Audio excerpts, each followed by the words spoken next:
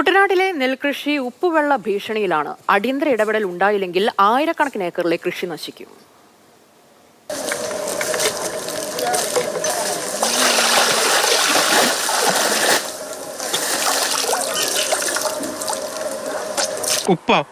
ഉപ്പെന്ന് പറഞ്ഞ ഒരു 7-8% ഉപ്പുണ്ട് ഇതിനകത്ത് എന്ന് പറഞ്ഞാൽ നമ്മളെ മേളിൽ നിന്നെല്ലാം താഴെ നോക്കണം. ഇപ്പോൾ ഞാൻ പറഞ്ഞില്ലേ, നോക്കോ, ആരെങ്കിലും നോക്ക്, വേണമെങ്കിൽ നോക്കിക്കോ. ഇത് നെല്ലിനകത്ത് കയറാൻ പറ്റത്തില്ല, പോയ നെല്ല് പോവും. കൈനകരി, നെടുമുടി, അമ്പലപ്പുഴ, പുന്നപ്ര, തകഴി, പുറക്കാട് തുടങ്ങിയ സ്ഥലങ്ങളിലെല്ലാം ഇതാണ് അവസ്ഥ. ആറ്റിലും തൊട്ടിലുമൊക്കെ ഉപ്പുവെള്ളമായി.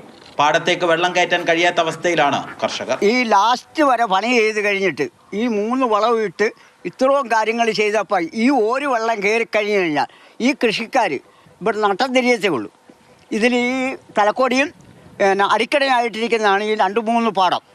ഈ പള്ളാത്തുരുത്തി, ഈ അപ്പർ കുട്ടനാട്, അതിൽ ഈ കൃഷി നശിക്കും. തോട്ടപ്പള്ളി, തണ്ണീർമുക്കം, കായംകുളം, തൃക്കുന്നപ്പുഴ എന്നിവിടങ്ങളിലെ ഷട്ടറുകൾ ശരിയായ രീതിയിൽ പ്രവർത്തിക്കാത്തതാണ് കടൽവെള്ളം ജലാശയങ്ങളിലേക്ക് കയറാൻ കാരണം.